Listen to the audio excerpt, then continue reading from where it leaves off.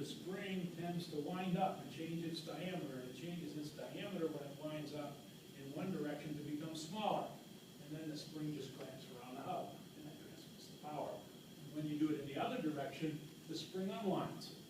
And when the spring unwinds, it gets bigger in diameter and doesn't transmit power. If you look at the one on the left-hand side, it's a little more sophisticated. And so each one of the little gray pieces in the middle is a particular shape. And that's a shape so that in one direction, you can see these devices. In one direction, they tend to wedge between the inner and outer race. And when I turn them in the other direction, the mechanics is such that they fall free from it. So lots of examples like that. You can also have fluid clutches.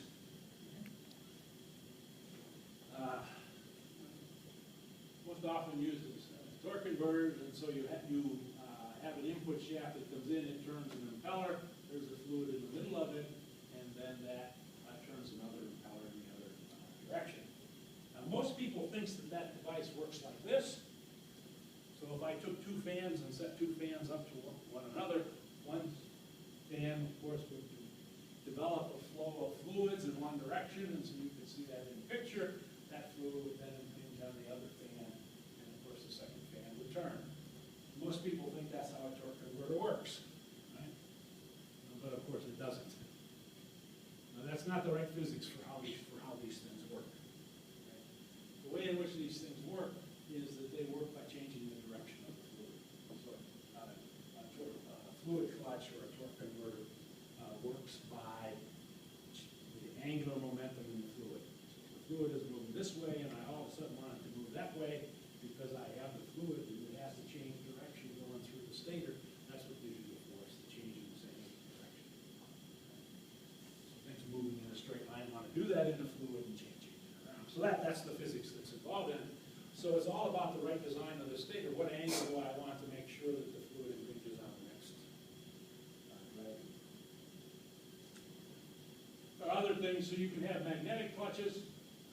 There's one from my lawnmower, $280 to replace it last year.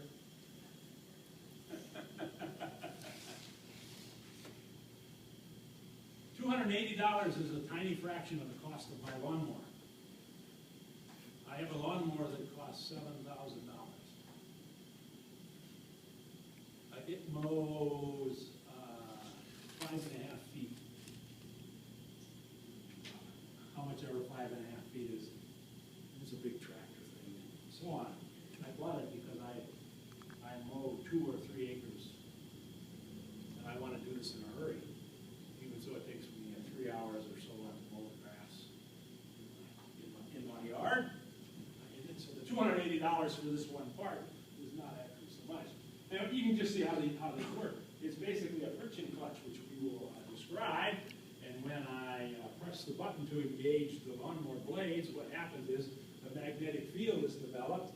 And when there's a magnetic field that is developed, it essentially forces the two clutch plates together.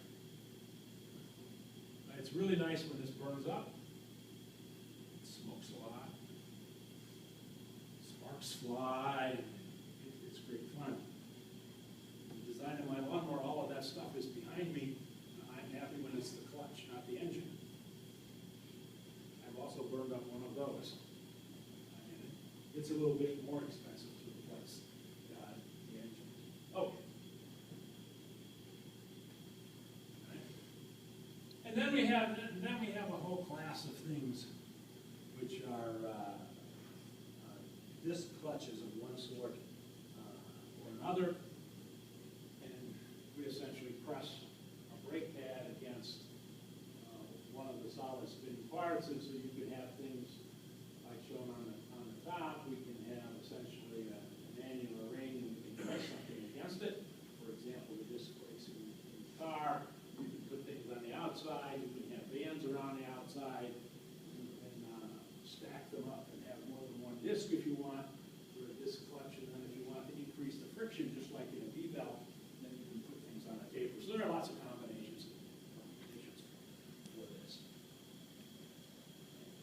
Let's just look at how these kind of class of things work. So let's just think about taking a simple disc, which you might have as the clutch in your car.